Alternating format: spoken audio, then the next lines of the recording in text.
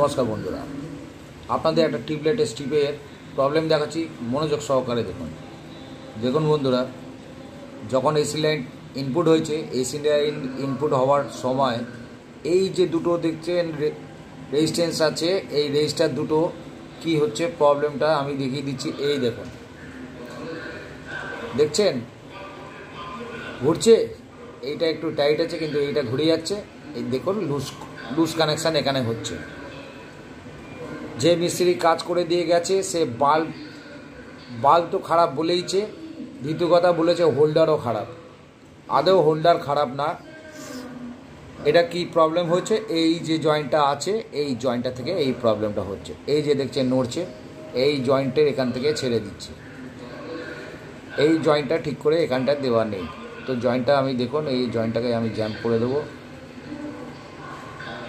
আমি রিশোল্ডার করলাম এটাকে, তো রিশোল্ডার করে দেওয়ার পর দেখুন এটা কোন জায়গায় এসছে, এটা এইবার টাইট হলো। তো বন্ধুরা দেখুন টাইট হয়ে গেছে এই জায়গাটায়। এবার এখান থেকে কোনো চান্স নেই যে আর একবার দ্বিতীয়বার খুলবে। আচ্ছা বন্ধুরা, এটা তো গেল। দ্বিতীয় কথা দেখুন, লাইন ইন আউটে কোথায় কোথায় প্রবলেম হয় ইন আউটে আপনারা এবার বুঝতে পারবেন। এই ক্যাপাসিটারগুলো যখন লাগানো হয়, লাগিয়ে দেখবেন ভেকি দেওয়া হয়েছে। সেট কেন রাখে না, কারণ কোম্পানি কেন রাখে না, এইটা অনেক সময় হয় কি, স্ট্রেট রাখলে বডির মধ্যে টাচ হয়ে যায়। অনেক সময় বডি গরম হলো তো কন্ডেন্সারও গরম হয়ে যাচ্ছে, হয়ে গিয়ে বাস এটা গলে যাবে, ফেটে যাবে। তো বন্ধুরা এমনিভাবে ওরা যখন ডাউন করে দিচ্ছে তখন এই শোল্ডার পয়েন্ট যেটা আছে, শোল্ডার পয়েন্টটা মাঝে মাঝে লুজ হয়ে যাচ্ছে, ওরা বুঝতে পারছে না।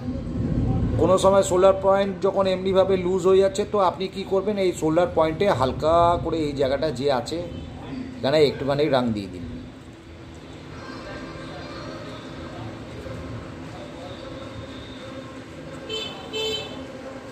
তো বন্ধুরা দেখুন, এবার আর কোনো নড়ার কোনো সিন নেই, এটা নড়ছেও না। 160 ভোল্টের এটা ক্যাপাসিটার আছে, ঠিক আছে।